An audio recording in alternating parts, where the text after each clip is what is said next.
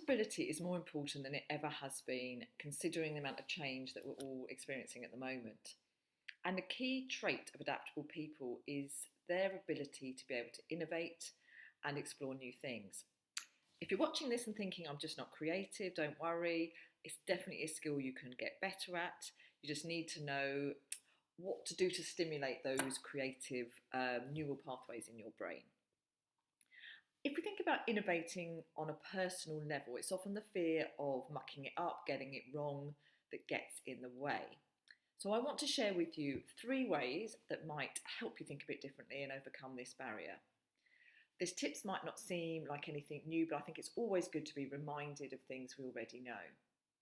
They've come through my personal experience at Thrive and how we've adapted as a business this year, but also through talking to quite a lot of up-and-coming creatives and understanding what helps them innovate. So the first tip is to be playful. Now, it's not often we connect with our inner kid, I think, as we grow up, but being playful really helps us think differently and think creatively. It reminds us it's okay to mess things up and make mistakes. So there's lots of ways you can bring a bit of fun to meetings with visual aids like mind mapping and post-it notes. And there are lots of virtual applications for these tools as well that you can use in Zoom. Collaborating with others, I think, is really key to helping innovate and being playful, whether that's having Zoom calls to talk through tasks or brainstorms in breakout rooms, and using things like icebreakers and energizers at the start of meetings can help. Second tip is around mindfulness.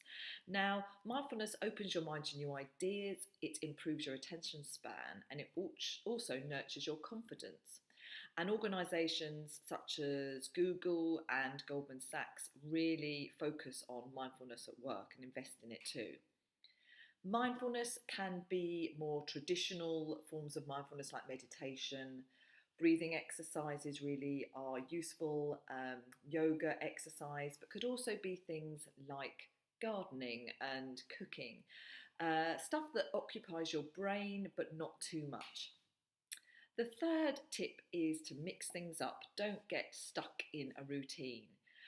This can be anything from saying yes to people and tasks that you might not usually do. So maybe joining a new network, doing some pro bono work, for example, meeting up with an old colleague, getting a different perspective. It could also be learning something new. So from learning a new language, an instrument, sport, or maybe just a new recipe. Lots of things to try out. I think the main thing here is don't be overwhelmed with fitting in lots of new things to try, but just pick something and have some fun with it. So what will you try this week? For more information about Thrive and the work we do around adaptability and innovation, get in touch directly or through the website.